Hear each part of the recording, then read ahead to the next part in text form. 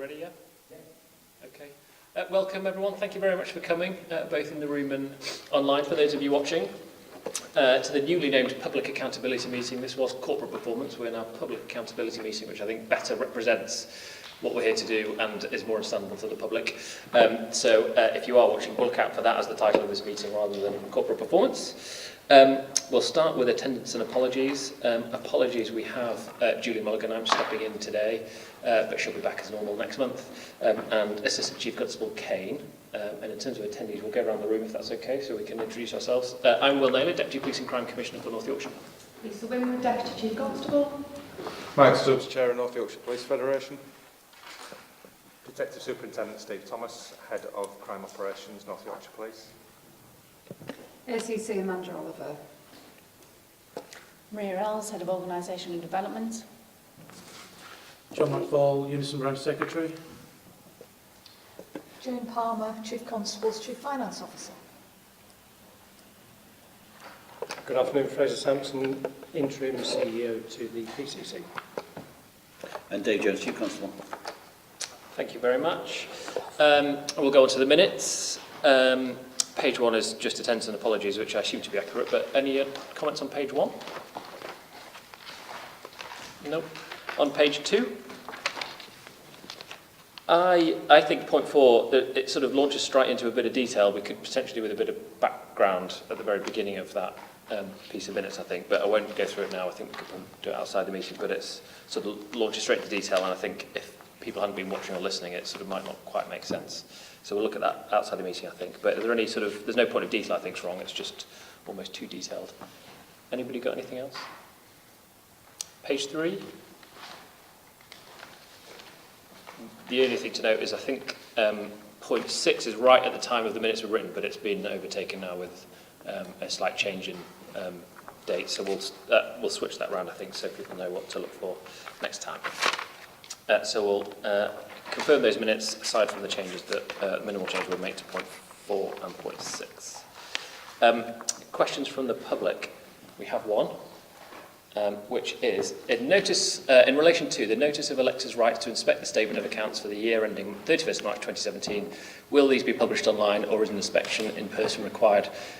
Jane, interrupt me if I'm wrong, but the statement of accounts will be published by the 30th of June, and effectively people can, I think by the letter of the law, should turn up in person, but we're very open, and in fact it's easier if people can send us questions rather than coming in person.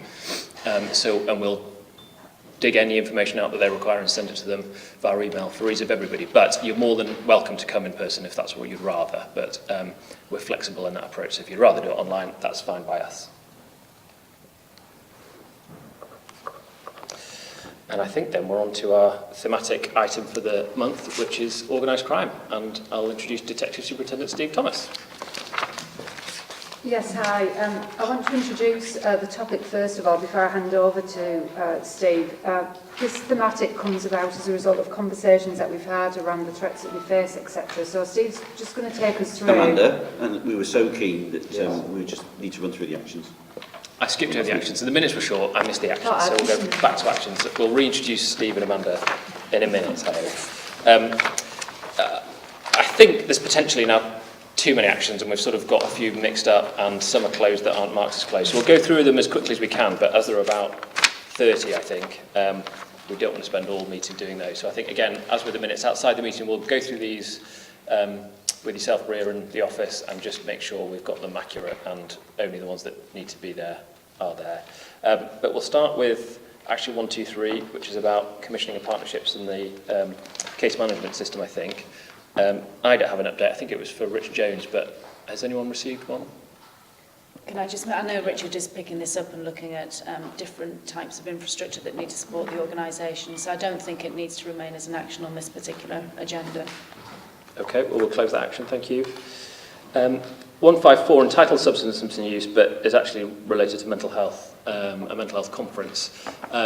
As I understand it, there is now no plan for a mental health conference, albeit I was at the Crisis Care Concordat Gold meeting a couple of weeks ago, and slightly separately, but I suppose under similar cover, the Crisis Care Concordat Gold Group wants to sort of do a relaunch sort of conference type event to try and get a bit of interest behind the Crisis Care Concordat again, and get some partners who don't necessarily always attend those meetings to show some more interest and see if we can push some things forward. So Bill Scott, for example, has done with York University some really good work on mental health training, and it's whether we might be scope to talk to all our partners about that at once, rather than do it in dribs and drabs, for example.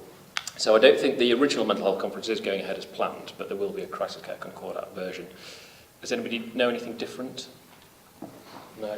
The only thing is that on Friday afternoon last week, there was a presentation by the University of York about the Connect programme, which is obviously the money that was initially given by the Police Innovation Fund, looking at sort of from initial call all the way through to disposal, about the way in which MIP engages with people who are suffering from mental health issues. There's quite a lot coming out of that, and I think there's if I'm right, in the forward planner, we've got mental health further down the track. It would be useful for that to be built into that, to make the University of York come and actually explain all the work that they've done.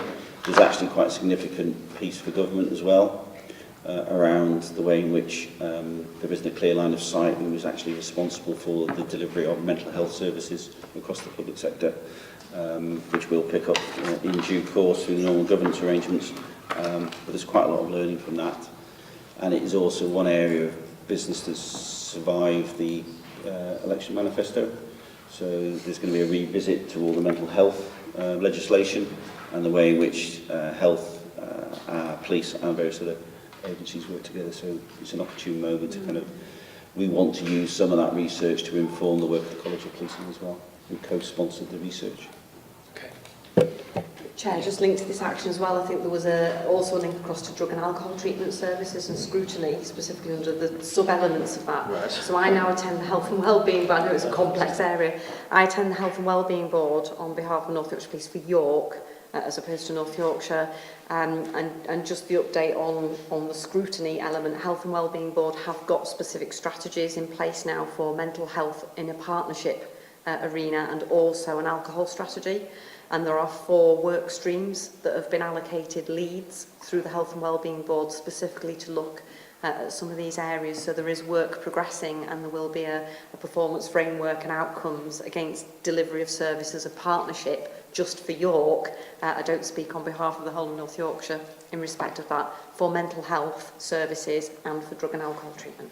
And am I right in thinking we don't have anybody attend the Health and Wellbeing Board for North Yorkshire? I don't believe so. Because that was also in the manifesto, I think, for something to do with PCCs and health and wellbeing boards. I'm not sure whether that specifically survived or not, but no. Okay, well, maybe we'll pick that up. But if the latest update is updated again, but we can close that. I think if mental health is going to come to this meeting in future, and we're on the York Health and Wellbeing Board, I think North Yorkshire is the only anomaly which we could potentially pick up outside the meeting. I think we've knocked on that door a few times, but there's no harm in knocking again. 156, which is entitled Community Speed Watch, but I think sort of broadens out into road safety a little bit more. We've now received the study from Newcastle University, and road safety is coming to the next meeting of this, so I think we can close that knowing we can discuss all that in July. 163, improving victim care. That was, I think, with Tom Thorpe. We have a victim's journey, which Katie peeked out in our office, was liaising with Wendy Green on. It is finished in the sense I think it's totally written. It's now just sort of being pulled together a little bit and made into a more sort of manageable document. I think it's due to be finished this week or next, so not sure whether they're planning to share that with anybody, but I don't see why not. I know equally the victims team have been in touch with the Victims Commissioner, Baroness Newlove, hopefully to come and visit, so I'll let the board know if that progresses, because I think that would be really good to get a bit of awareness behind some of our services. We'll keep that open, because I'm not sure what the resultant was for the State of the Nation report to come here or not, but we'll keep it open just for that to be bottomed out. 167. That's about performance in the police and crime plan, I think, which effectively is progressing. So Tom and I have been working on a document for a little while now. I think with my leave and then Tom's leave, it's slowed down somewhat, but we're almost there. So we'll share that with everybody who's interested, and hopefully in the not too distant future. So we'll keep that open, given it's not complete yet. Community messaging. We discussed that last. Will, just on relation to that, Do we have any indication of when it's likely to be circulated? Because we're now into the second quarter of the performance year. We are. Partly we were waiting for the focus of the delivery plan, so we knew which bits we wanted to potentially we could look at sooner in terms of picking out outcomes and indicators. So now we've got that from a few weeks back. We've started to map that against what we initially thought, and so we can do some work quicker than others. So that's the final bit we're doing, is just checking the delivery plan against what was in our mind for performance. As I say, Tom was working on that as away this week, so I'm trying to pick it up, but with Tom and Julia away, I haven't had much time for that so far. So I'd struggle to give a date. I wouldn't like it to be any longer than a fortnight, I don't think. No, it's right. It's just that we're also working on a kind of corporate health pack going to the executive board as well, and making sure that the two are complementary, not whatever the opposite to complementary is. Community messaging, we discussed that at the last meeting. I think there was plans for potentially seeing if we wanted to do some work to promote community messaging service a bit more, but actually that was quite some time ago, and I think a lot of work's been done to develop it in its own right, and I think the action was to go away and sort of get an update for this board, I think, or the executive board. Partnership up to collective briefing. I mean, certainly there's been a partnership and regional-wide event that the team in the Partnership Hub attended to promote the work of community messaging, and there's certainly been more local authorities that want to come on board with community messaging, which I think will be really helpful to getting the message out there, and also in respect of our emergency planning and how we contact and have better contact with volunteers. So I think as a result, as you've said, since these minutes, there's a lot of work being done with partners and cross-border to try and expand out people's knowledge and buy-in to signing up to community messaging, because the more people that sign up, the more useful the system will be to all the people using it. So I think that work has been expanded. Do we think we can bring a 1 or 2 page briefing back as to how many people are now signed up and the work that's going with partners, just so we know where we are with that? Yeah, there's been 2 updates in the last 6 months or so. It actually forms part of the Partnership Hub briefing document, right, which I think may have been circulated at the previous. We might just want to pick that out and just sort of recirculate the information. My last understanding was about 17,000 people. Gosh, that's good. So, Paul, I think the Partnership Hub update was circulated just 2 or 3 weeks ago. Yeah, not even that, I don't think. Well, it might be worth just a bit of analysis, for example, to look at where those 17,000 people are. So they might all be York and Selby and Scarborough, and there's a bit of a gap in the northeast, for example, northwest. So we might be worth having a look to see if we could target a little bit better in some areas. I don't know, but if some sort of briefing, whether that's picked out the Partnership Hub, if it's already exists, even better. No one has to do any work in that case. So it shouldn't take long, I hope, if all something that works in place. But just an update for the board, I think, would be helpful. 179, investigation hubs. I think that was with ACC Kane, who's not with us today. Is there an update from anybody? Investigation hubs? Yeah? Groups met initially to discuss the working groups met initially with the Workforce 2025 to start looking at some of that work, and we've got a draft paper that's just out for final consultation before it goes back towards command team colleagues for some further direction. So it is work underway. Thanks, Steve. 101, there's 5 actions in there. I actually think some of those have been closed now. I think this is a section we can go through outside the meeting, really, just to make sure it's up to date. We get updates as part of the performance pack after the main thematic anyway, so we can discuss some bits there, but we'll go through that, I think, outside the meeting.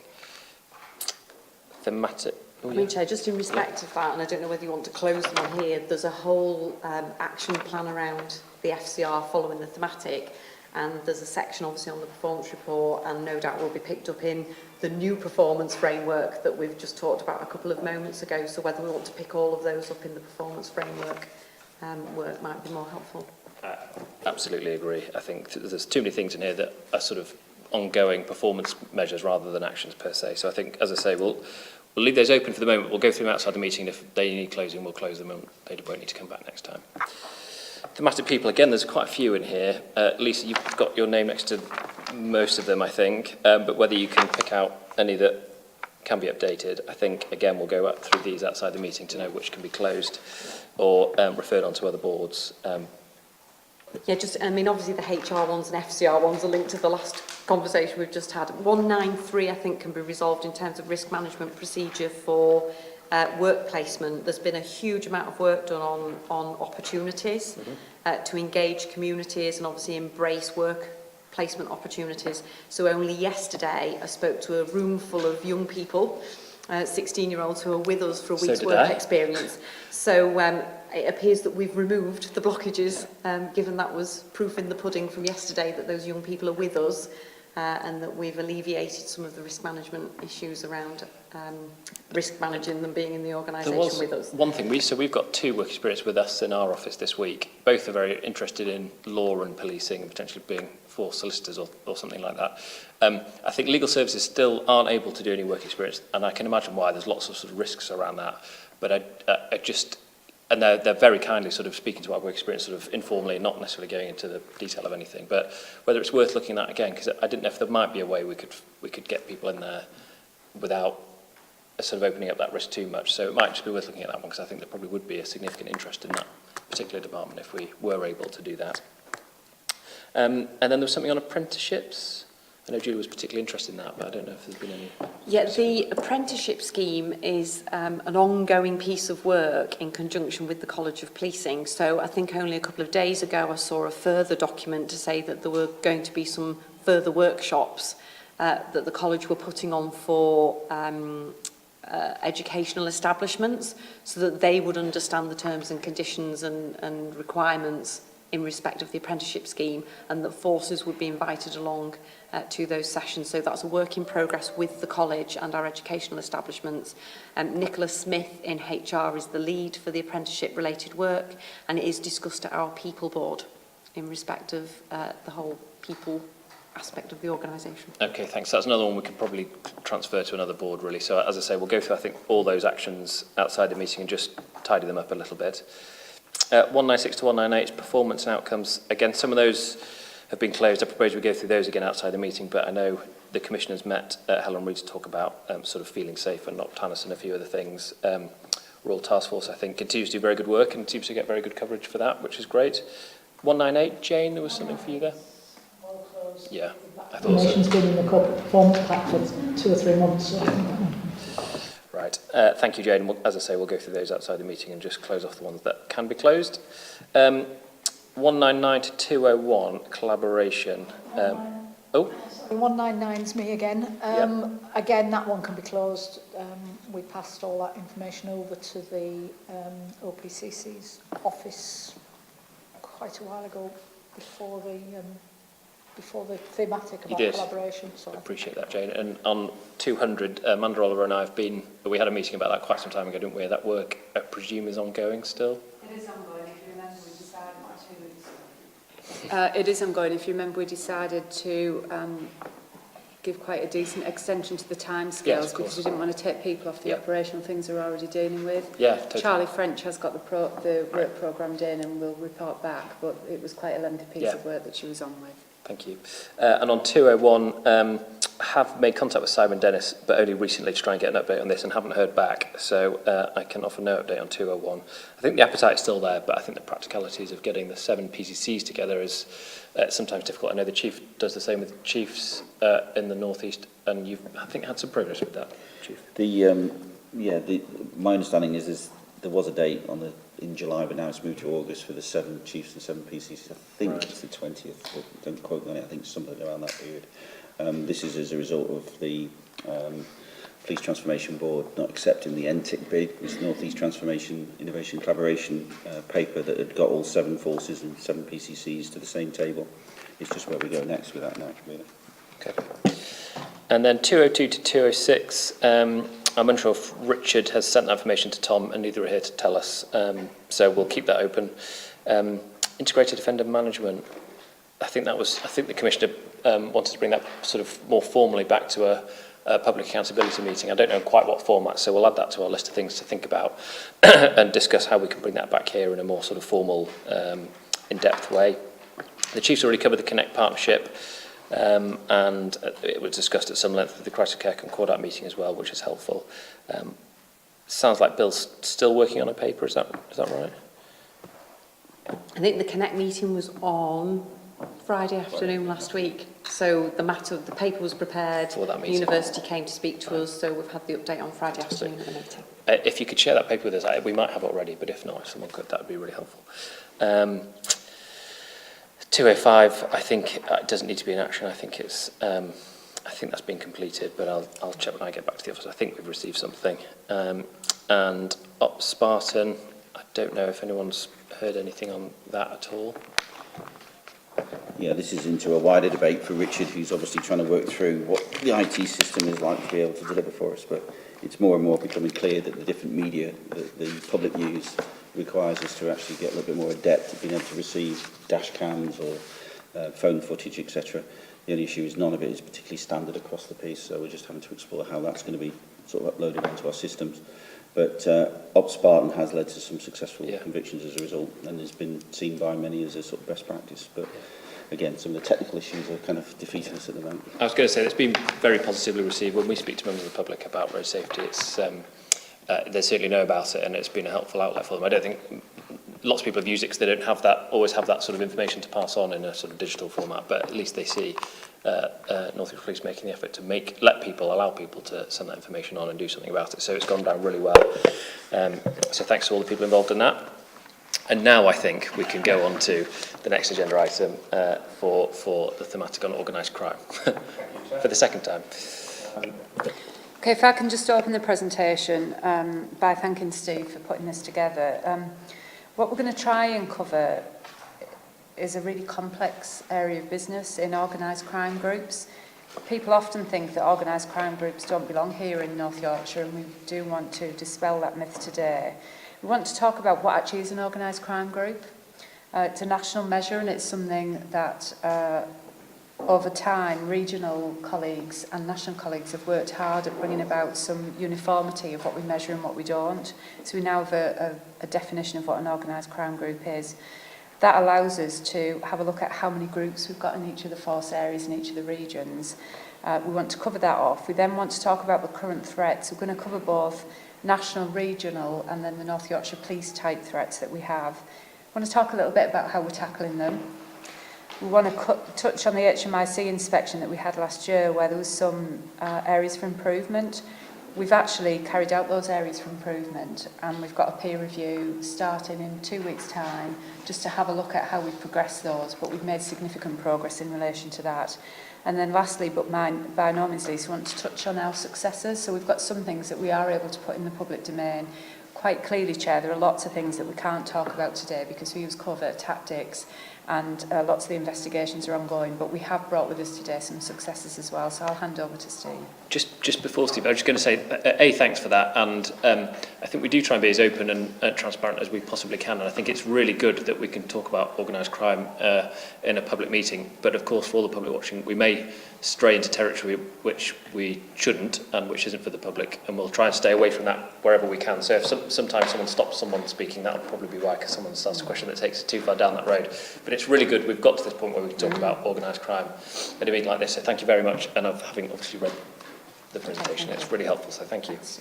Okay, so I think importantly then we'll move on to a couple of those key concepts really, so that people have got an understanding of what we're talking about here. So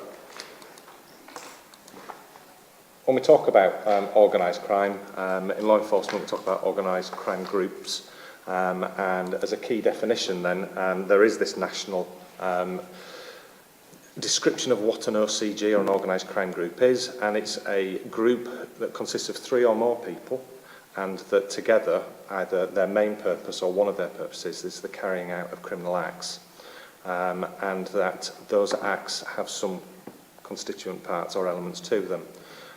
One of them being that either it involves the use of violence, or that it results in substantial financial gain, or is conducted out by a large number of people, and that's a common pursuit together, or that the offence or one of the offences is an offence for which a person who has reached the age of 21, but without any previous convictions, could reasonably expect to be sentenced to a term of imprisonment of 3 years or more.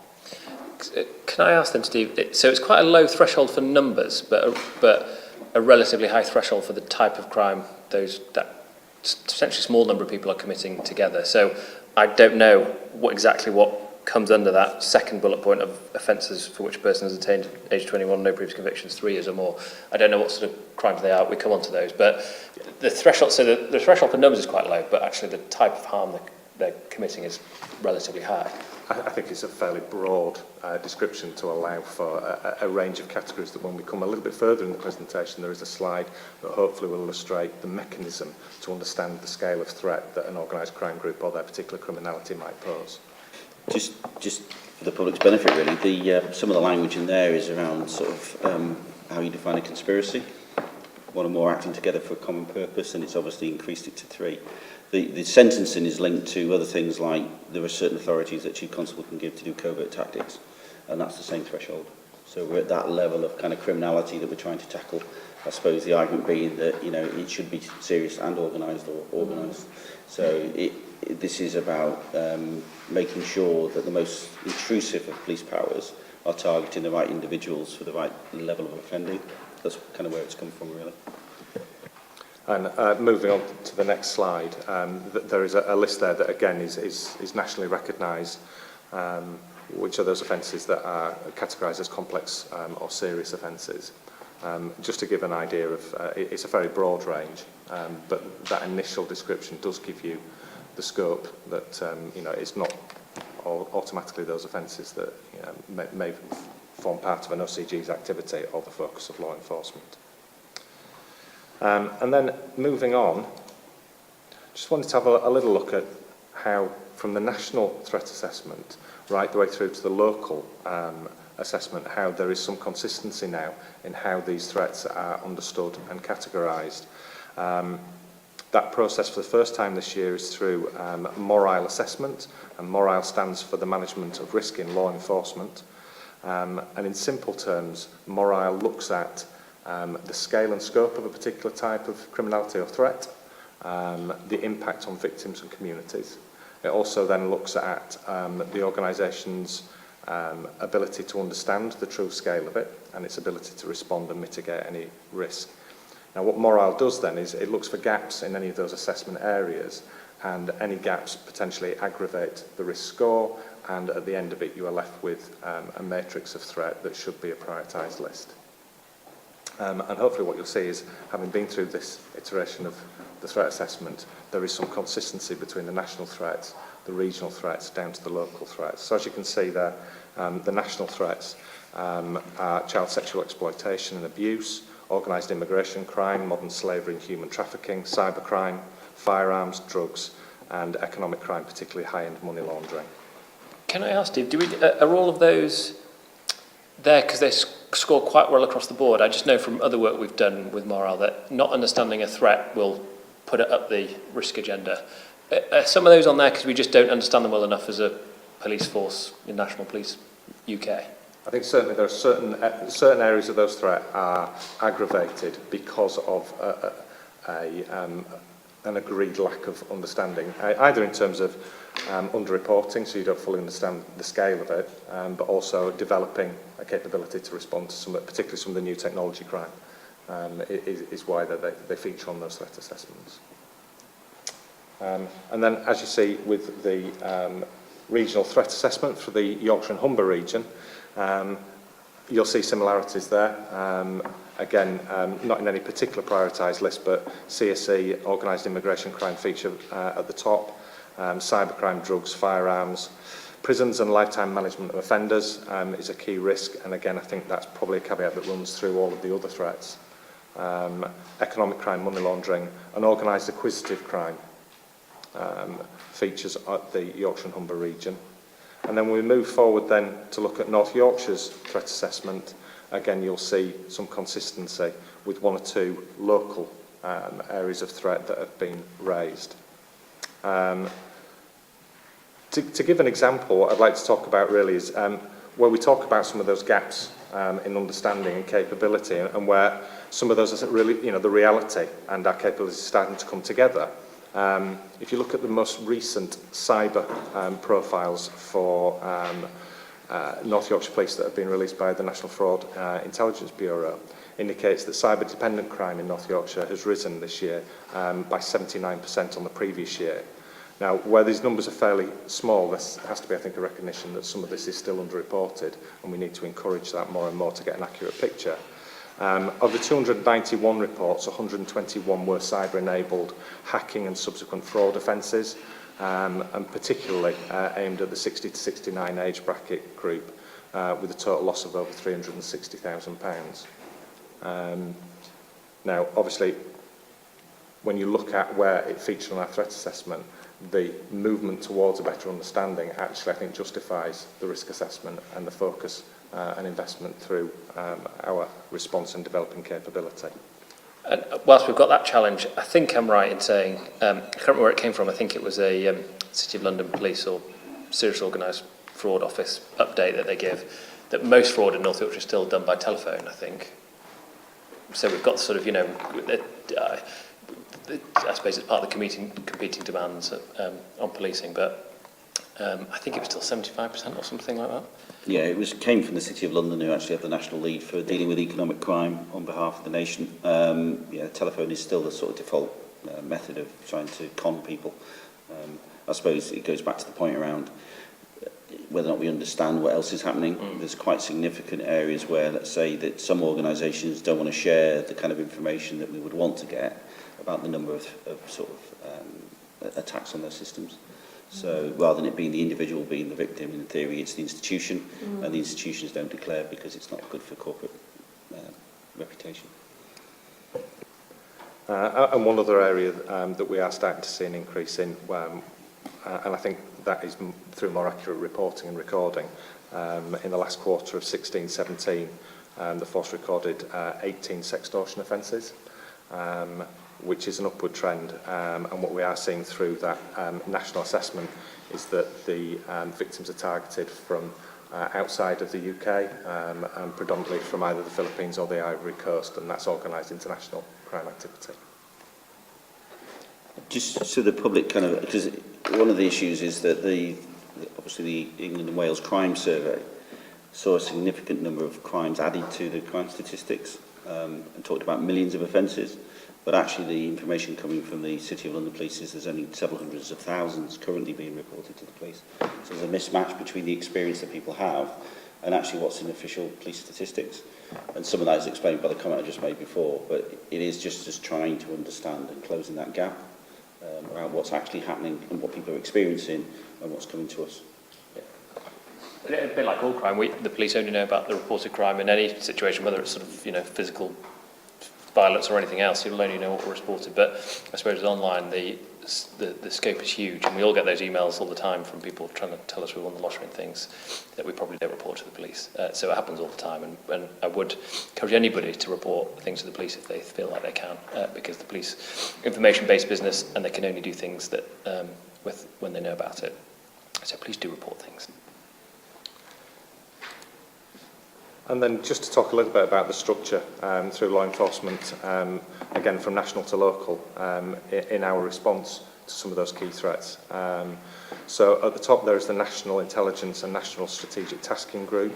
At our region there are two structures, one for the North East and one for the Yath region, which is the Regional Tasking Coordination Group. But sitting above that, chaired by our Chief Constable, is the Regional Strategic Intelligence and Regional Strategic Tasking Group.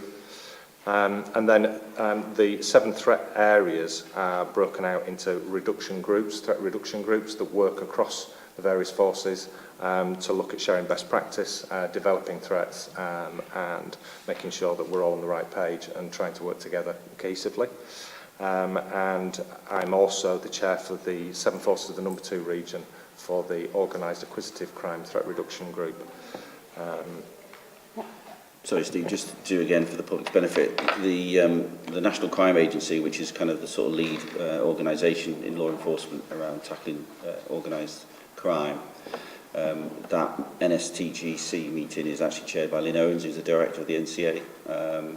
I suppose it's just to reassure the people of Yorkshire and the Humber, as well as the sort of North East, that all the information that's collected by all our intelligence capability in the region helps inform the way in which the nation then responds to certain types of offending.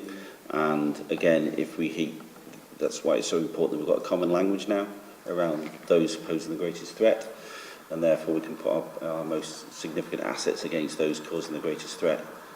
And again, for ourselves, if we reach that threshold, then we, like everybody else, it's not geography dependent, it's risk dependent, and we will get the support of all the national agencies if we need them. And one of the areas, when you see there at the lower end of that scale, where you've got in-force, organised crime group management and tasking against those threats, one of the difficult new areas is that tasking around cybercrime and online criminality, it falls outside of those traditional mechanisms because it's very difficult to locate perpetrators. So that network is often called upon then to elevate some of the threats. And when you're looking at victims within North Yorkshire who are being preyed upon by people from outside our borders, that is the structure that we call upon to support us, and that happens on a regular basis. Steve, just what detail you can share, just because most people will probably remember the sort of the issues that the National Health Service had recently. Can you just explain kind of where that's all gone and how that's been managed, because that was across quite a lot of force areas? Sorry? The attacks on the NHS infrastructure a few weeks back? That's still coordinated nationally. The region came out and supported most of our victim groups in terms of returning to normality, and they're engaged in the national structure to try and evidence where that criminal attack came from, which appears to be outside our borders. And again, they've been supporting and collating the evidence by retrieving the server downloads from the hospitals and trusts that have been affected, and helping them get back up to full speed. One of the vulnerabilities is that a lot of that infrastructure is underpinned by an ageing computer system, which is pre-2003, and it's very difficult to keep that system updated and secure, so they're now providing with all the patches and the support that they need to do that. And then one question, it could really come anywhere really, but it seems a good point to do it now. We're going to come on to the scoring in a minute, but it seems quite offender-based, all of this, for obvious reasons. Do we think we have a good enough understanding of the impact some of these groups have on victims, given we don't always know, have everything reported to us, but whether we get a sense of the sort of compound impact some of these people have on our communities, be it they rural or anywhere else, drug dealing in town centres or whatever it might be? One of the things that we are looking to develop next time round, because obviously this is the first time that we've used Morale consistently across the piece, I think next time it would be to expand the assessment of those threat areas, particularly around victim and community impact, to make sure that it does represent a wider body of views. But as it stands at the moment, I think it's based on our understanding of the volume of the threat, and then also where we've got in those threat areas obvious victim feedback through the crime reports and victim impact statements, and the assessments taken from there at the moment. Again, it links back to the sort of 3-year bit around somebody who first offence gets 3 years. Now there's an awful lot of people who get involved in the sentencing guidance, and that in theory reflects the impact it has on particular communities and in particular individuals. So for example, the actual, it should be 14 years for a burglary. I think once or twice in my entire career somebody actually got 14 years for a burglary. And this is around how the judiciary and the criminal justice system try to ensure that the impact on individuals is reflected in the sentencing guidelines, hence the 3-year limit. Thanks. So to bring it right down to the local level then, and North Yorkshire, as Mam Oliver explained in the introduction, in September 2016 the force were inspected by HMIC and graded our serious organised crime capability as requiring improvement, and in particular they highlighted 4 areas. I would quickly add in there that those 4 areas were already being worked on, and I think we're in the early stages of being delivered upon at that point, and I think that was recognised, notwithstanding they were important areas to continue and see through. The first one being that the Serious Organised Crime Partnership Board needed to be implemented, and I know that's been implemented. You certainly do, Chair, and moving forward as a key member of that board, I think you will also attest to the fact that it's been reviewed by the Home Office and that they provide some really positive feedback about it. I think it's one of the most comprehensive boards in the country. And I don't think there's a room big enough in the building at North Yorkshire headquarters to host, actually. The room is packed, and it's really good to see the range of people engaged. I think there's still a bit to do on some of those partners understanding their role in it, and I think they still see the police as the sort of route to resolve all of this stuff, where actually they've got a lot of information that they know about. They just can't quite connect the dots always. But it is a really good meeting that's really well attended, so it has gone off sort of to a flying start, that meeting.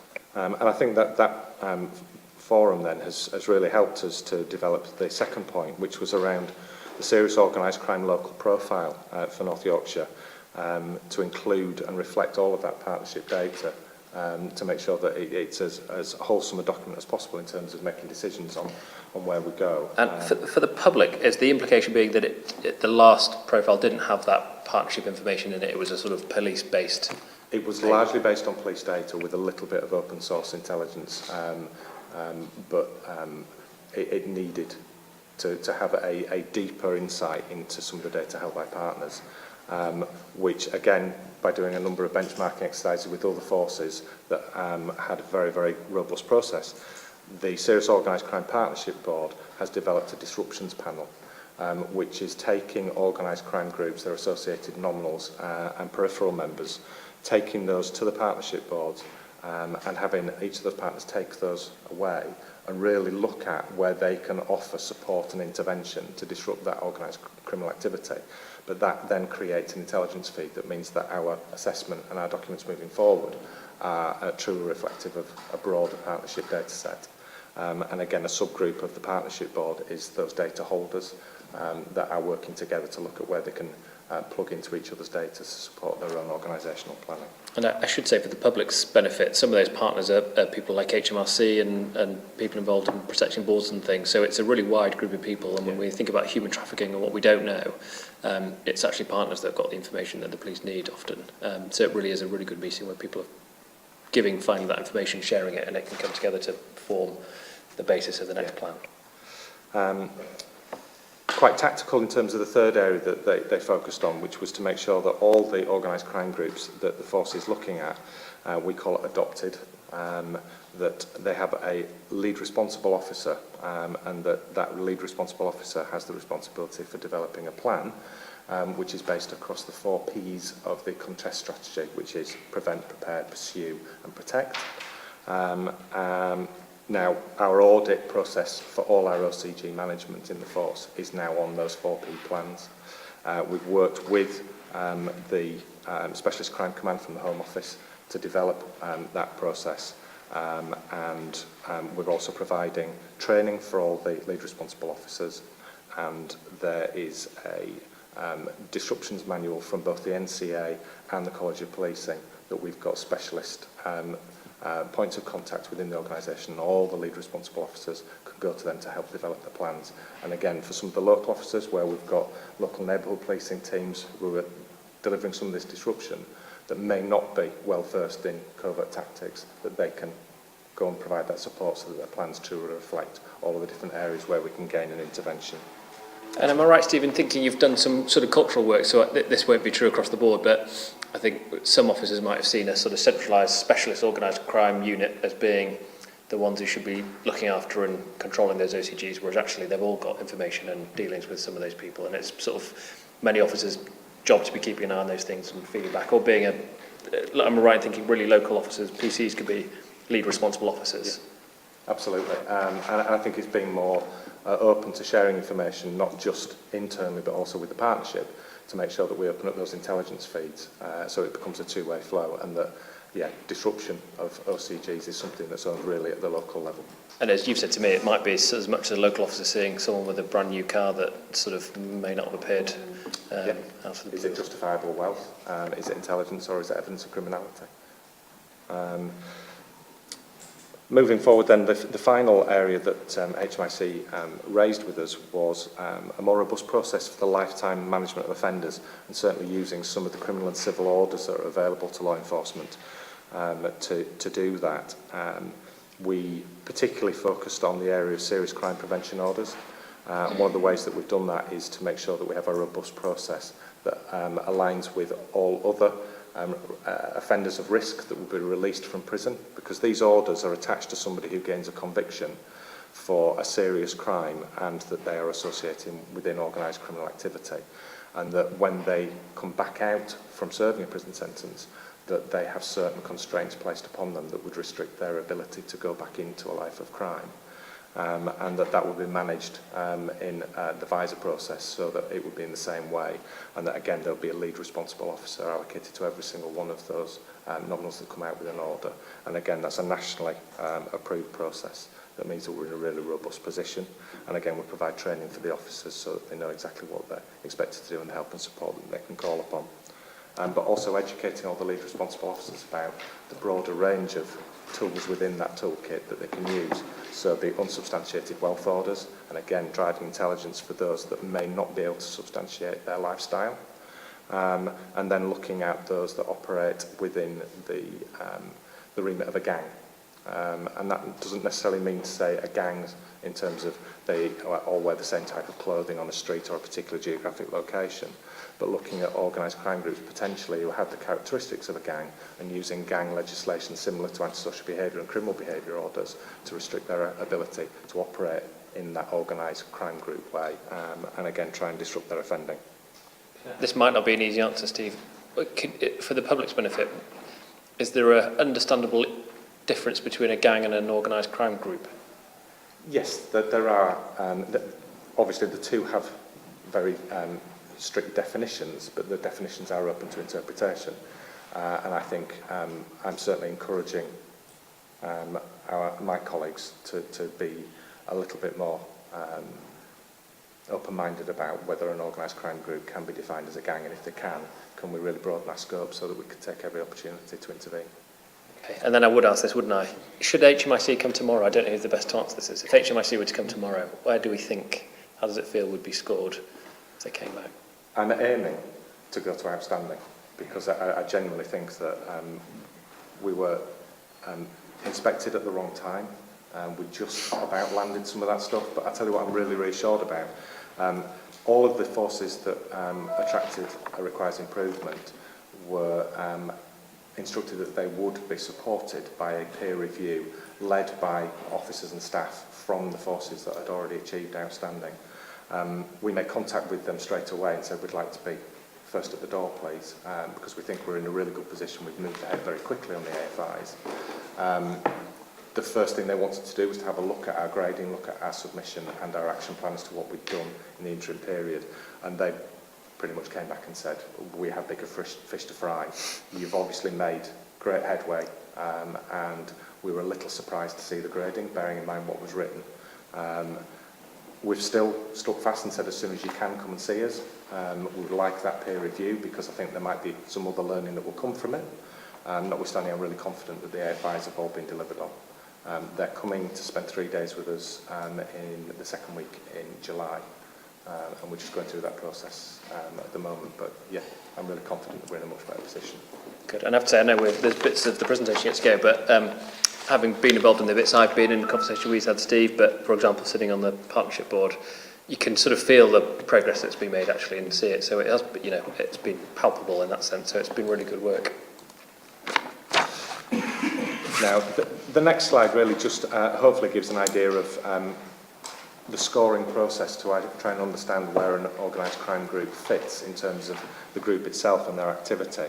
It's a matrix, and as you can see from 5C right the way to 1A, you can see that there are different levels of offending, different levels of impact, and you know, when you're talking about 1A, we're talking about highly skilled, high levels of crime, high community impact, and we're almost touching upon national infrastructure and the national way of life being affected by it. And then down to the lower end of the scale, this is something that, again, you would expect to be delivered upon and disrupted at a local neighbourhood level. Most specialist units within most forces are operating around the 4 and 3 groups, depending on, you know, probably from a 3A to a 4C. with the odd specialist capability touching the regions around groups 2.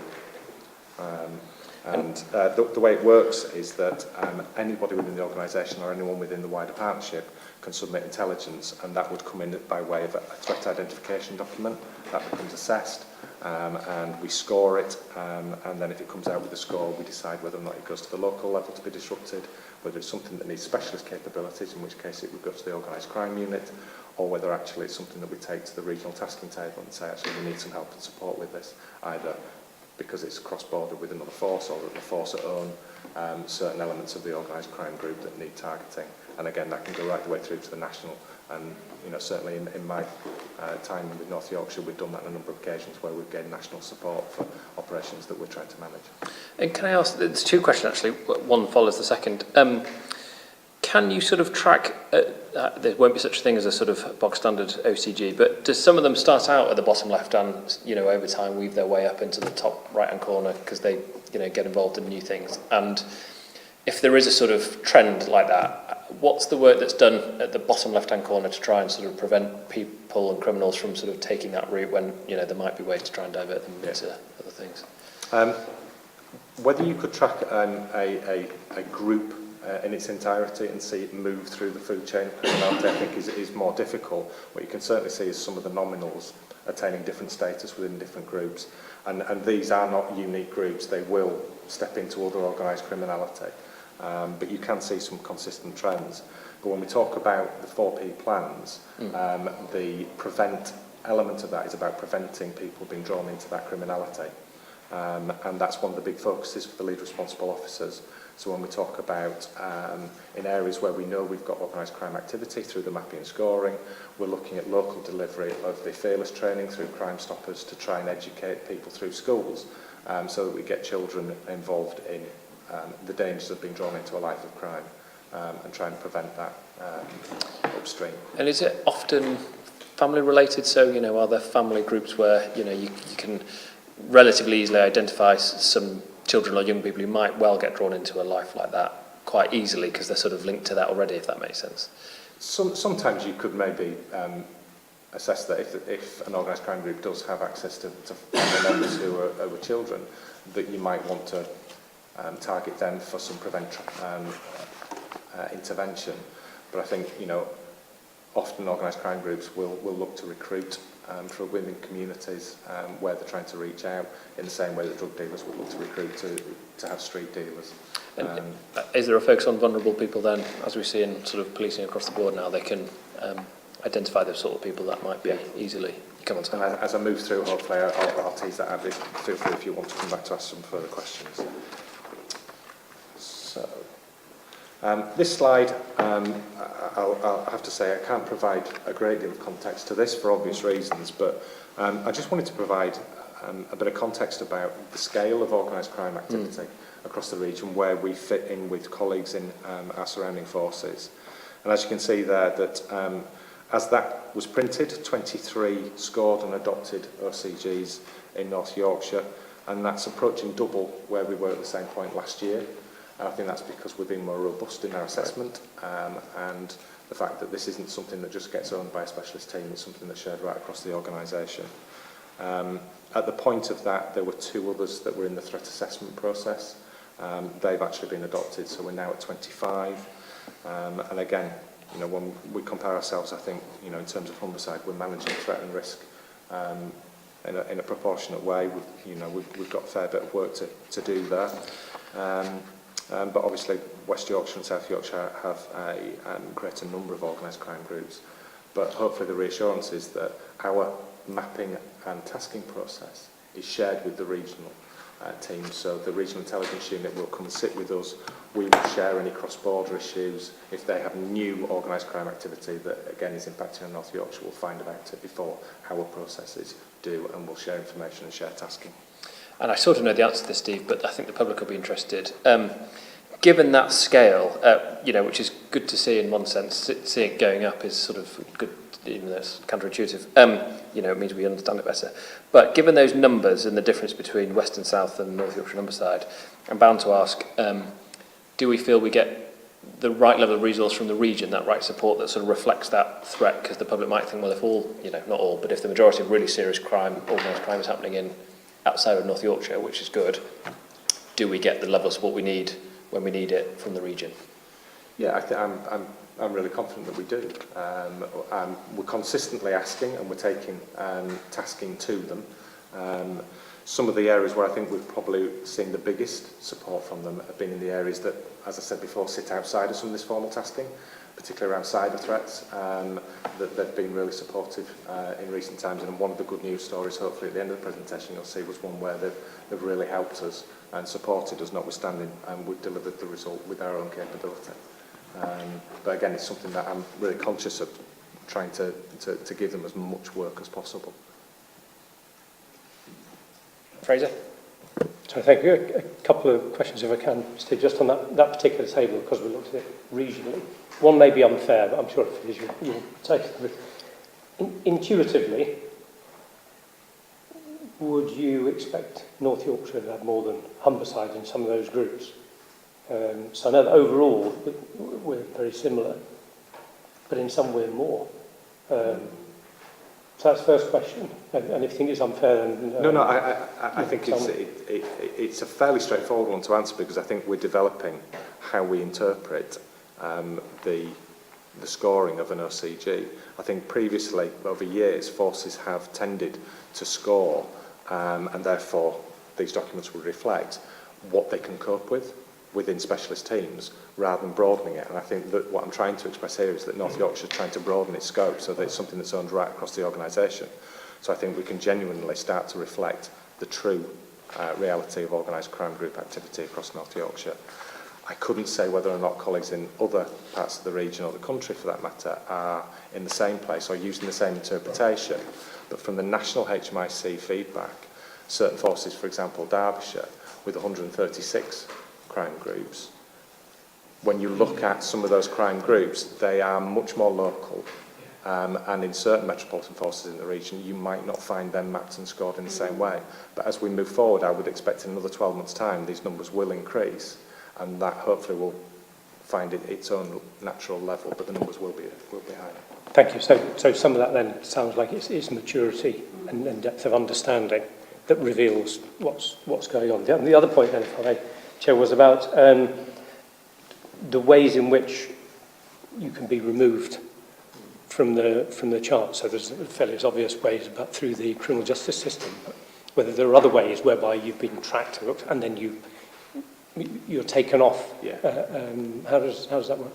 Well, one of the things we've developed is obviously if you get a disruption, whether that be you arrest somebody, or whether you intervene in a product or a deal, or you recover some property, for example, you can gain a disruption.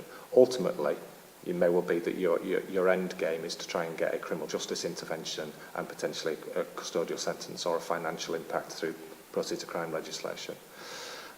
If that's the case, what happens then is that crime group will come back, they'll be remapped and scored, and if they're still there for work to be done, we'll continue.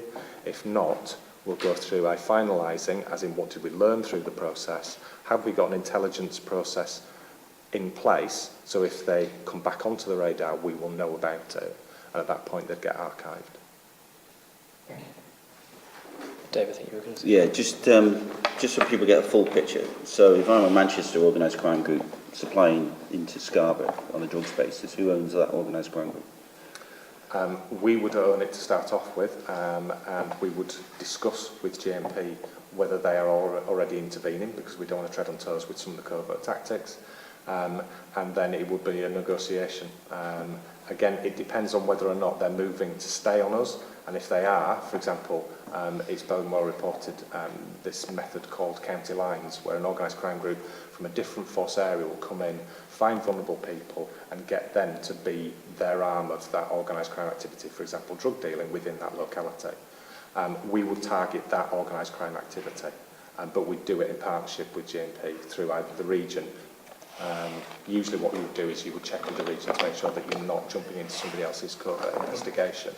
But if it is something that they are best placed to deal with, and the next iteration of our tasking process regionally, we are going with an organised crime group that we've mapped and scored, but because the predominant members live in a different force area, we are going to say we think that this forum should be holding that force to account for delivering the intervention. And it's fair to say that the same applies to us, doesn't it? So we'll have some tier one organised crime groups that operate on other people's sort of turf, but we take primacy for it. I think for the public not to get obsessed on the numbers, because I think I quoted 35 organised crime groups in North Yorkshire when I applied for the job. So we've dropped by 13, so you could see that as a measure of success. But actually the reality is that I think we're getting far more sophisticated, because we've been at this a very long time, around the impact that these groups are having. So, in answer to the question when we've asked, yes, we have got resources, but in fairness to the likes of West Yorkshire, they've got 31 active tier one. And when you look back on that, these are very highly sophisticated professional criminals with threats to life. And therefore, any reasonable person would assume that that's where the sort of regional resources would need to be focused. But I've yet to hear from Steve or Amanda that we've had any issue about me having to pick up the phone and sort of make an ask. We've usually been very well supported. Thank you. So then the North Yorkshire Police OCG overview. As things stand at the moment, we've no high priority OCGs in North Yorkshire Police. And to give an idea of where the threat is, approximately 60% of our OCG activity is commodity based. So I'm using the three threat areas that the National Crime Agency use, which is commodity based criminality, prosperity based criminality and vulnerability. So commodity would be around organised crime, drug dealing, either the dealing of firearms or the use of firearms to support any other criminal activity, or organised acquisitive crime. But the thing that we highlight at the moment is hidden vulnerabilities, and that actually it may well be that you're targeting a traditional crime type, but what you're trying to reduce is a vulnerability. And probably one of the best examples to draw that out at the moment is around the heroin supply, particularly around the Yorkshire and Humber region, becoming more and more influenced by synthetic opiates, most often referred to as fentanyl. And the fact that it's a particularly dangerous toxic substance that's resulting in a much higher rate of drugs deaths, which is really concerning. So a lot of our activity is based around vulnerability, but it appears to be around a traditional crime type area. I presume when you're getting into issues like drug supply, to impact on wherever that fentanyl's coming from and coming in the system, it goes up and up and up, and it sort of goes through the food chain back up to NCA level or wherever it lives. Yeah. And all of the region's activity at the moment is coordinated through the National Crime Agency. It's a proper team effort, but it is one of those worrying areas at the moment. We've got 3 organised crime groups where they are utilising that county lines model, which is where they've been using vulnerable people in different areas to carry out their criminal activity, to distance themselves. As I mentioned there, we have an increase in drugs-related deaths across the region, and again in North Yorkshire, involving synthetic opiates. Just on that, Steve, that's come up before, you've mentioned it to me before. Is that continuing? Has there been an impact on all the work that you've said is being done at the moment to try and sort of combat that use of... There has been an impact. There's been 2 significant interventions. One, I'm pleased to say, has been through North Yorkshire, one across the Yorkshire and Humber region supported by the NCA. Unfortunately, I think it is a new wave of drug use that, again, the early indication from North America, where law enforcement colleagues have seen this for the past 3 or 4 years, I think it will continue to grow. And I think an increased focus on education and support is probably the required tactic, because the feedback is that the drug users are aware of the risks, but will continue to use it because of the high. And I think it's probably a similar story to when crack cocaine became an epidemic a decade ago. Just going back to prevention for a minute, is it often a case where, for example, it sounds like in America this came to light earlier than it has here? Are there ways to try and, do we actively try and understand that a bit better, so the next time a sort of synthetic drug of another kind starts causing harm, we can sort of be better prepared for it? Yeah, there's a lot of work ongoing to do that at the moment. I think we're now on the front foot, and as I say, one of the main production lines for the drug has been taken out, by that coordinated regional activity.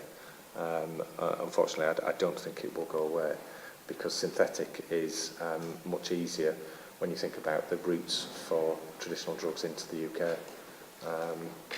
And again, a lot of this activity is online, which we'll cover a little bit at the end of the presentation. And I presume some of it comes down to cost. Is it easier to produce this? You know, if the supply is easier, it's going to, you know, organised crime will keep doing it if it's an easier and cheaper way for them to do their business. Its main purpose is it's an analgesic, and the stronger elements, the carfentanil, which is the most toxic element, is used for tranquilizing large mammals. So elephants and rhinoceroses and large sea life, but it's extremely toxic and very, very dangerous. We've got 30% of our OCGs are involved in human trafficking and modern slavery. And again, we're starting to see that grow with some really innovative work to assess the online prostitution market, and also to look at the intelligence that's coming in through colleagues through the NCA about routes into the UK by illegal immigration and that the traffickers are using, and really focusing some of our resources on there to grow intelligence. And that's giving us a better insight, and therefore our work is starting to channel in that area more and more, which I think is appropriate given the feedback that we've been getting from colleagues in surrounding forces, who again are starting to pick up on large levels of particularly modern slavery that I think would previously have been undiscovered. 10% of the activities is around prosperity based, so fraud and money laundering. And again, one of the caveats to that is, because fraud is a bit like cybercrime, it sits outside the normal tasking and scoring process, we're just starting to look at how we might pull that in so that we can truly affect it, because actually I think we do have a number of OCGs that are being investigated by our fraud and economic crime unit that isn't reflected in that scoring process at the moment. I'm conscious of time, so I don't want to ask too many questions, but 10% seems low. That's all I'd sort of, it feels like that. Yeah. You'd be surprised it's only 10%. Yeah.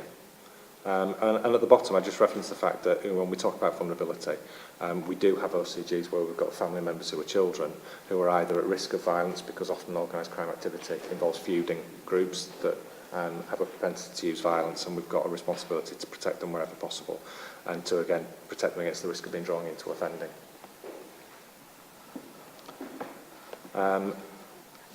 In terms of rural crime, I just wanted to reference the fact that the Rural Task Force are part of our LRO structure, the Lead Responsible Officer structure. There are 2 adopted now OCGs where the activity is being delivered, the disruption is being delivered by the Rural Task Force, and again looking at their intervention plans to either disrupt the offending or help prepare the community for future threats and prevent offending by keeping property safe. And then finally, just a little bit about some of the success. I mentioned there about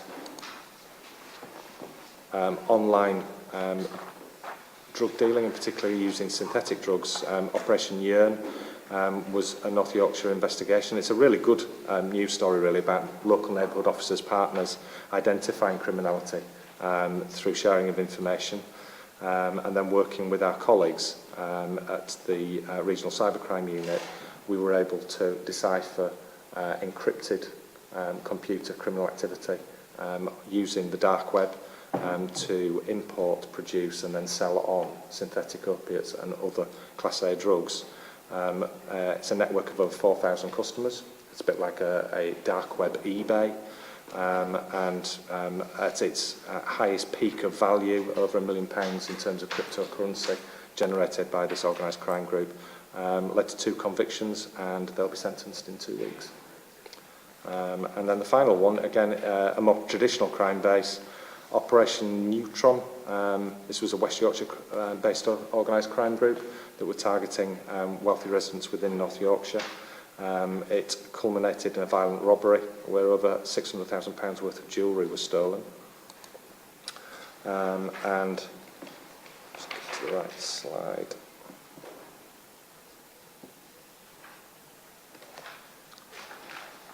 Working closely with West Yorkshire's organised crime group, North Yorkshire were able to identify the organised crime group involved, and then utilising passive data such as CCTV, telecoms, and being able to overlay that with data from ANPR, the investigation team were able to recover property to evidence the offence and secure convictions against 4 men. Those 4 men you see there, reported widely in the media, were all jailed to a combined prison sentence of over 60 years. So hopefully evidence of the fact that we are developing a really strong capability to deal with serious and organised crime across North Yorkshire. Steve, thank you very much. That's been really interesting and very helpful, and I have to say I've sort of seen the change in approach to this sort of, well, since you've come in, but generally just since the HMIC report and just before, so and you can sense the difference. So it's been sort of really interesting to see that progression through, and I'm sort of look forward to see what the peer review comes back with, because hopefully, fingers crossed, it's all very good news. It sounds like it should be. I asked all my questions all the way through, so I've run out, but has anybody got any questions following that? No? Well, thank you very much, Steve, for all the effort put into that and sort of the engagement beforehand as well. Appreciate that. We'll move on to item 5, which says DCC, but I think it is for ACC, to do the general performance update. Okay, Chair, if it's in order, bearing in mind the amount of time that we've taken with the first... Bearing in mind the amount of time that we've taken with the first presentation, I intend to deal with this by way of exception reporting and perhaps a brief summary.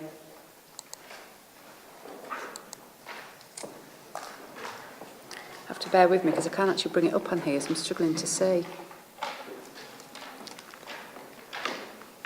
Okay, the executive summary then is going to cover off crime and antisocial behaviour, our KSIs, which is our killed and seriously injured casualties, our call handling performance, our satisfaction rates and public confidence. And I'm pleased to report the bit around what do the public think about the service that they receive from North Yorkshire still puts us really high, in that 8 out of our 10 victims are satisfied with the service that they give. That's not being complacent, and there's certainly a lot more to do. And the other highlight for me is that we continue over a sustained period of time to be the safest county in England. That isn't by accident. We've just heard about the areas of deprivation and high crime areas, particularly around organised crime, that surround us, and working with our partners, but with a concerted effort from colleagues within North Yorkshire, we've managed to protect our public and we remain the lowest crime area.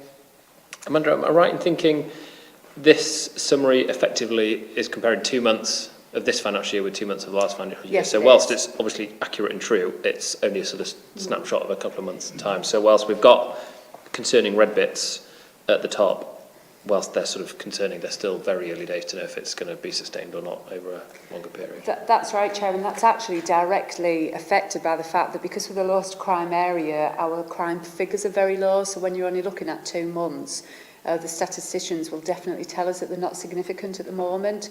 They're very low numbers, but of course that makes it the percentages higher. So I am going to deal with it by exception only and just talk a little bit about some of the problem-solving plans that we, of course, have in place. So you can see on this chart then that our crime volume change versus previous years is across this area here, and our head of performance is telling us that they're not statistically of concern at the moment, but of course there are some trends within that. So violent crime and sexual offences are in line with the national trend that have been increasing over a period of time now. We certainly link the sexual offence increases to victims being more confident in reporting crime, and we've all seen across the media, both locally and nationally, about some of those non-recent abuse cases that have started to come to light, and I personally think that's making our community more confident about reporting more recent abuse cases, and so those increases have been seen. Which is, of course, good news to have all that information with the police. On violence without injury, I know that was a change in definition that led to an increase. When do we expect that to flatten out? Because I assume after a year's worth of violence without injury, being violence without injury, it should then, we can start comparing like with like. Does that make sense? And is it masking actually an increase because it's going up rather than a change in definition? It is. We did expect it to have flattened out already, and we did numerous papers on this, if you remember, last year. We are hopeful that it will flatten out, but of course it is over a period of time, and as I've said, it is in line with national trends. I would put some health warnings really on these slides. We have seen a downward trend in relation to killed and seriously injured. We've had a really difficult weekend. where we've had 2 separate fatal accidents, and over recent weeks, of course, they are seasonal, and we have seen some other fatals as well. We're not resting on our laurels. We're working really hard with our partners to try and understand those issues and tackle them through a variety of means. And of course, road safety is coming to this very board in a month's time. However, the trends here show a downward trend, but because the figures are low, it's the beginning of the year. I really don't want to focus too much on the figures, if that's okay. And we know it's very weather dependent, but Dave, I think you've got a question. No, it's just it's an aesthetic thing. Those things on the right should be green. Yes, it's Yes. Okay. I was slightly worried then, Yes, but they should be green. Okay. Well spotted. Okay, what we've covered off here, and I don't intend to focus too much on them, but what we have done is listed a number of the operations that we have running. As the public will be able to see if they'd like to scrutinise it in more detail, a number of those operations are cross-border operations that we do with colleagues, both covert operations and overt operations, which are a combination of uniformed officers coming together to really tackle people who are crossing county borders in order to commit crime and attack our communities. And we've got a number of those that have been planned and have been successful, and a number that are planned for the future. I've got to say that ANPR is a focus of this, so we're using our intelligence that we've got from that increased investment in the ANPR camera infrastructure to start and track now just exactly what the movements are of criminals, and really being much more intelligence-led than we were in the past. And have we seen an improvement given the additional, slightly different vans that have been more recently rolled out? Yeah, so we've rolled out our safety camera vans, and of course they don't just focus on speeding, they focus on mobile phone use, and importantly we've equipped them with ANPR. They're able to get, because they're smaller vans, into our rural areas, so rather than just relying on being able to mount a camera somewhere, we can actually now mobilise our fleet in a different way and start immediately to put cameras there, and we've already had a number of successes in relation to that. There's lots more to do. I personally am accountable for a proactive policing review to be implemented in the autumn months of this year, where actually we're going to be able to use that data even more and more now and be more and more proactive, but actually we're starting to see the benefits already. This again... Can I just one question? Sorry to interrupt.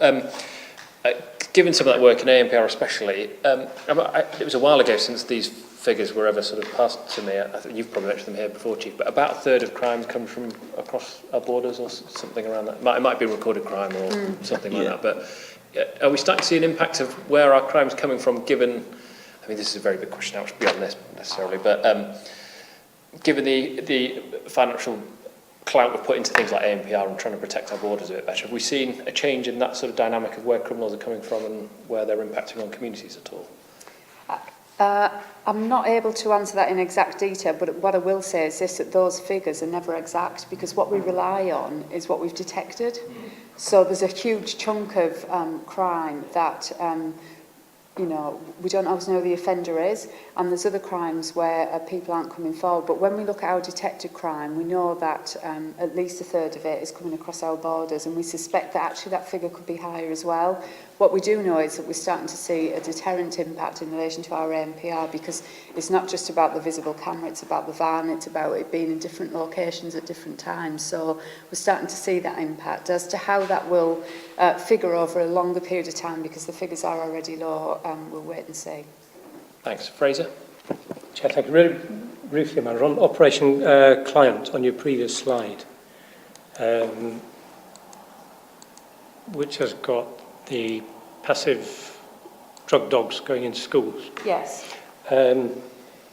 Just in terms of the aims of that, what are the aims and objectives of that operation? And are they done with notice to the students? Yes, they are done with notice. We've had no cause at the moment to do an enforced drug operation on any of our schools, but I think they are a really good educational tool. They do act as a deterrent. They do start to make people think in a different way, and they're handled very, very sensitively with the schools. We haven't had cause at the moment to start and deploy any resources without notice into our schools, thank goodness.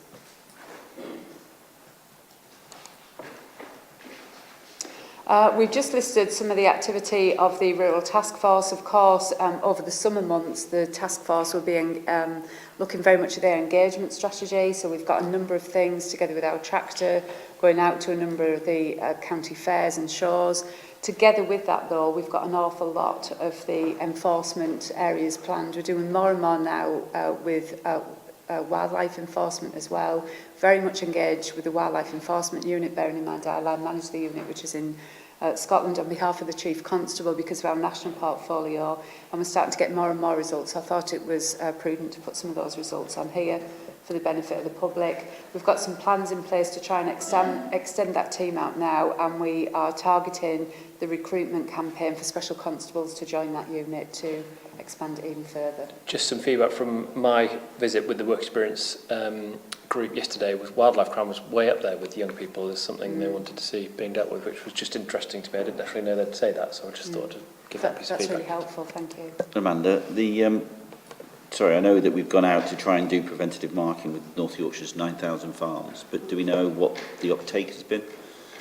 Can we sort of find out? I don't want to bounce you on the actual figure, but it'd be useful to know what the uptake is, because an awful lot of what we're trying to do is to sort of provide that preventative awareness and information for farmers in particular. Only raise it because we know that the National Farmers Union is going to launch its rural crime manifesto in a couple of weeks' time at Parliament, and it's that plus fly tipping are the number 2 issues of concern for the farming community. And if you're just doing that piece of work, Commander, include they're at the livery yard next to our office, I think. So it's not, you know, it's not just farms. It's sort of to targets, I guess. Okay, I'll check that and report back. Again, we've just listed some more operations here in relation to our cross-border checkpoint, Operation Hawk type proactive operations. We've put some notable investigations on here. I think without going into too much detail, it's important to remember that in addition to the volume crimes that we've talked about there, we've had some significant criminality in relation to homicide investigations. So we've had 6 homicide investigations in North Yorkshire since we went live with the Cleveland and North Yorkshire unit just last year. A number of those are coming to trial now, so we've got officers preparing for those trials, and it will of course be played out in the media. Significant investment, quite rightly so, very complex investigations, some of them quite harrowing, but we've managed to detect a number of those offences, and people are waiting now for the judicial system to take place. Thanks, Amanda. Can I just go back a slide? Only because we've been talking about organised crime, but sort of halfway down, one of the bullet points is about a vehicle on the A64, longish paragraph, and it transpires, it looks like, whilst there were 4 occupants, 2 might have been trafficked. Is that sort of, would that end up with a sort of going to the organised crime unit to have a look at whether that is linked to something else? Are those the kinds of things that get fed back and Absolutely, there's a full Okay. process in place. If we think that there's an element of human trafficking, there's a full process in place that we've rolled out, that the officers and staff know exactly what it is they need to do, and that gets flagged up to both a regional and national issue. Yeah, that's monitored because there's a Prime Ministerial task force in relation to modern day slavery. The national lead for policing is Sean Sawyer in Devon and Cornwall. It's something called the National Referral Mechanism. And basically that was initially around making sure that we treated the people who we actually identified as victims in the first instance. Unfortunately, that wasn't necessarily the case previously. And the state really struggled to actually how to deal with people who in effect were stateless. And we didn't do the wraparound. And it's not perfect, but it's a lot better than what it used to be when this started to emerge as an ongoing trend. Okay, this is the map, if you remember, that we put on the crime trends in relation to each of the district areas. What we've done here through our operations board and what we're going to do also through our performance conferences is just focus in a little bit in relation to this. So we know that we've got some increases, for instance, around Harrogate and around Selby, and my colleague ACC Phil Kane is having a look at those problem solving plans. We've also got the proactive policing budget, so we're making sure that that budget is aligned to the proactive policing activity that needs to take place in order to tackle those. Again, we're only for 2 months in, the numbers are low, but we are already starting to have a look at those for trends. And on the shop theft, you know, the sort of localised exceptions in the bottom left-hand corner, Yeah. often they're quite specific, and it might say burglaries in Harrogate or something. It actually sounds quite general that shop theft is in York, Harrogate and Scarborough, and from small shops to, big shops. How are we trying to deal with that? Or I'm sure we are. Well, we deal with that through our local policing teams. It isn't flagged as one of the key threats.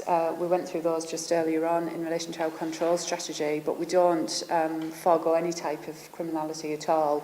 So that's dealt with through our local policing teams, making sure they've got their problem-solving plans in place. Sometimes it's an individual shop, sometimes it's a district-based problem, but actually they are all tackled through our local staff.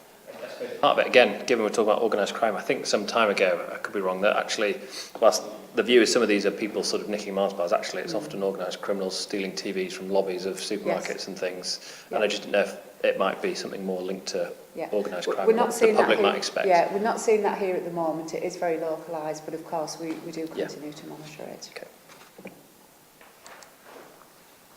The next slide is in relation to antisocial behaviour.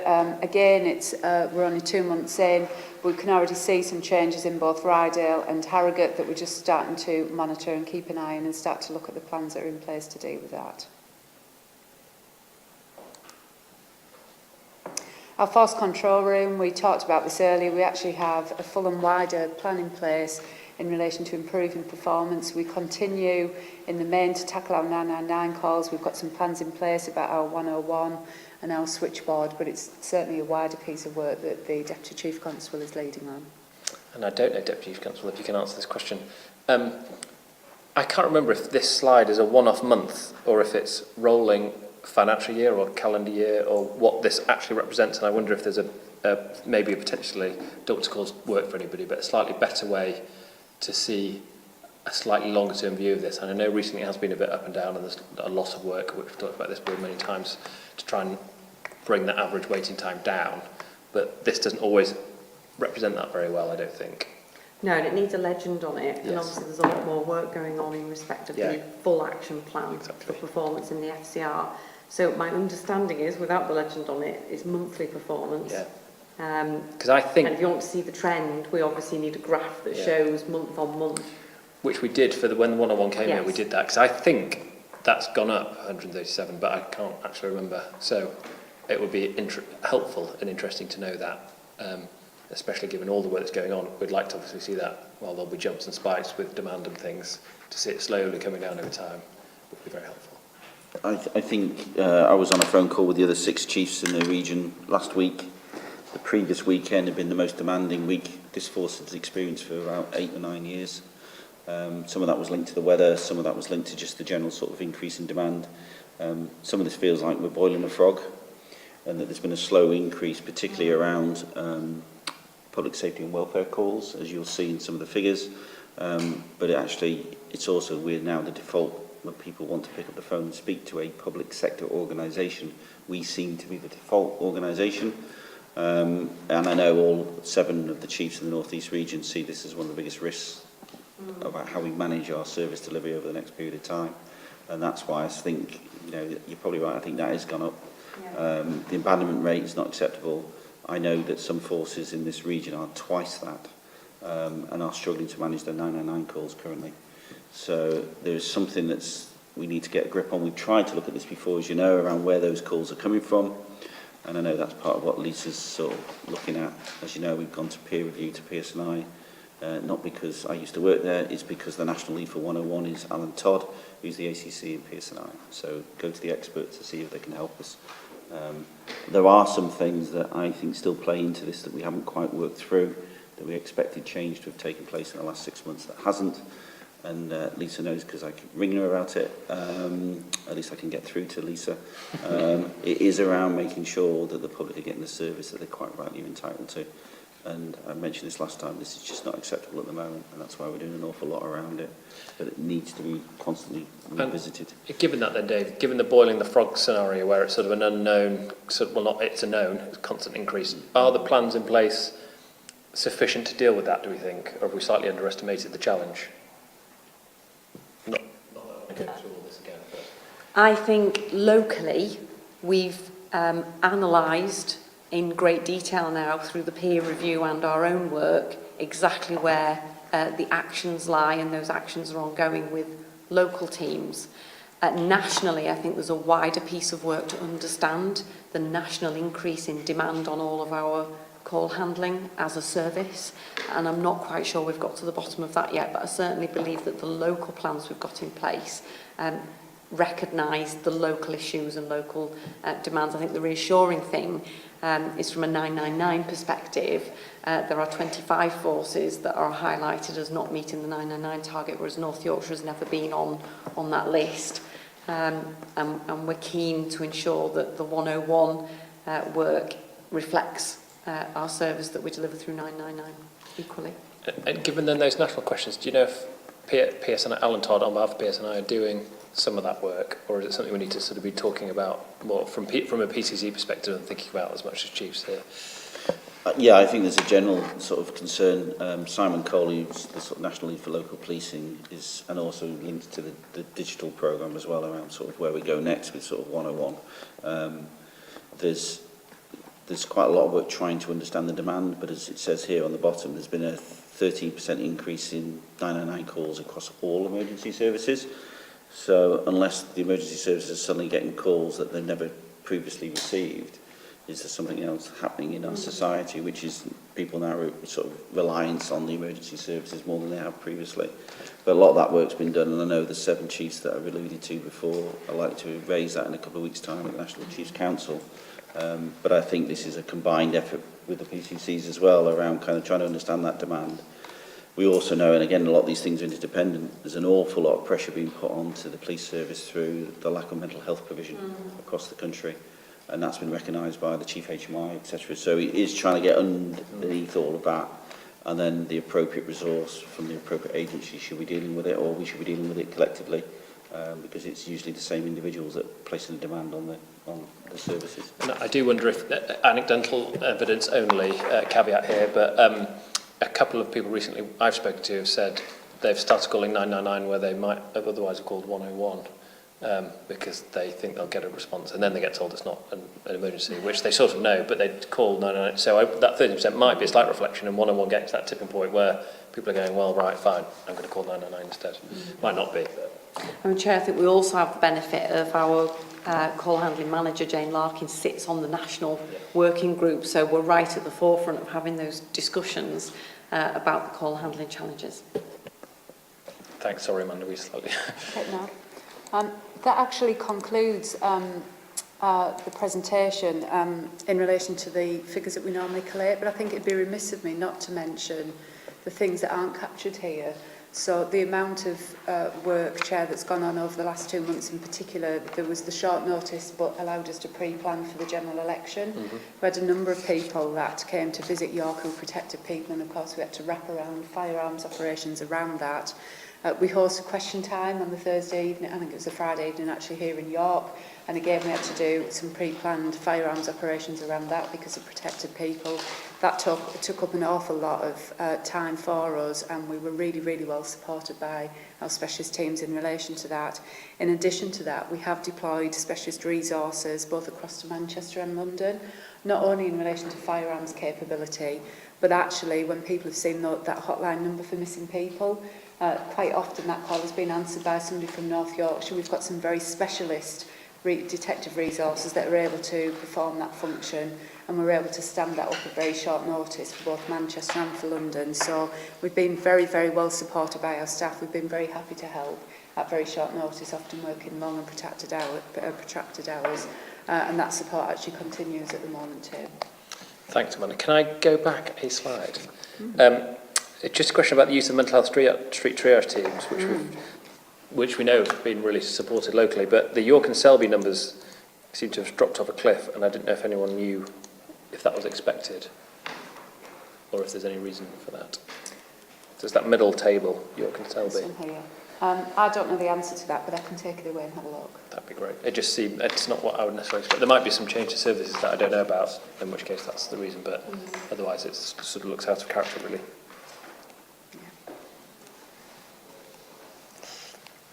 Thank you. Thank you very much, Amanda. We shall move on to the forward planner. So we've just ticked off organised crime.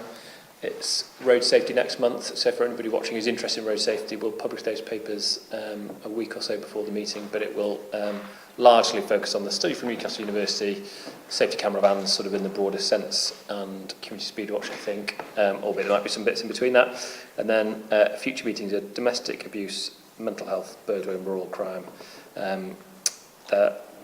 That is in an order, but I think we're sort of happy to be flexible depending on the resources required to sort of pull these presentations together. So I'm happy to keep having those conversations. Any questions on that, or any thoughts on? We need to add, I think, integrated offender management as well to that somewhere. Well, I don't know if it's just IOM, but something about offender management. I do think, following on from the conversation we just had, is probably just understanding what the public safety and welfare demand is being placed on the service. Wrapped up into that will be missing from homes, suicide, concerns for welfare. And if that is one of the sort of wider elements, it feels like we need to give the service a bit of time to understand all that. But it might be one that might be worthwhile in due course to have a conversation around. Well, and especially if we put it either towards the end of this year or the early next year, you've got that time, hopefully, to then do that preparation. It may, on that subject, it might be helpful for the overarching subject to be safeguarding, because there'll also be some interesting updates on the Wood Review, which is disestablishing the requirements for children's safeguarding boards and moving towards local arrangements between the three statutory partners, which is police, health and local authority. And I think the plans have got to be submitted to the Department for Education by November. So to the back end of the year, maybe December time, it will be helpful maybe to, and safeguarding would include all of those elements in terms of missing from home, vulnerability, mental health, etc. Okay, thank you very much. We can give us some food for thought. So we're now, I believe, on to questions from Twitter, if there have been any.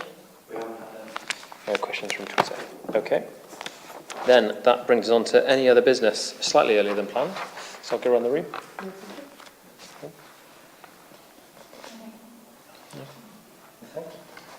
No, just a quick one from me then. Mike Stubbs, thank you very much, Chair of the Local Police Federation. This is your last meeting. We very much appreciate the support you've given all of us in your time here and at this meeting, and wish you a very fond farewell and good luck in the future, whatever it is you're getting up to. Thank you, Chair, for your kind words. If you just indulge me for a moment, Yes. This is a public accountability meeting, and perhaps it might help the public understand what they get from the Police Federation, because it's not just about what we do for our members. One of the things that we do is we run a private healthcare scheme for our members, and the reason why I mention that is actually it's a way of helping officers back to work very quickly. Obviously, officers are injured in the course of their duties. They also suffer the illnesses that beset the rest of the public. There was some research done a few years ago by the Police Treatment Centre, which showed that for every £1 invested in early intervention healthcare, the employer benefits by £3. Now, last year we spent something in the region of £250,000 on serving officers through our health scheme. That means that the Police Federation in North Yorkshire has given back the public of North Yorkshire about £750,000 worth of policing resource. So I think it's something that probably the public aren't aware of, and it's something that we're very proud of doing, so thank you. Thanks, Mike. And we should give a plug to the Police Treatment Centre, based, well, one of their bases in Harrogate, the other one in Scotland, and they do really good work, and their facilities are excellent as well. So thank you, Mike, again. I presume we'll see Rob at the next meeting in your place? Fantastic. Okay. Thank you, everybody. Thank you for watching, and see you in a month's time.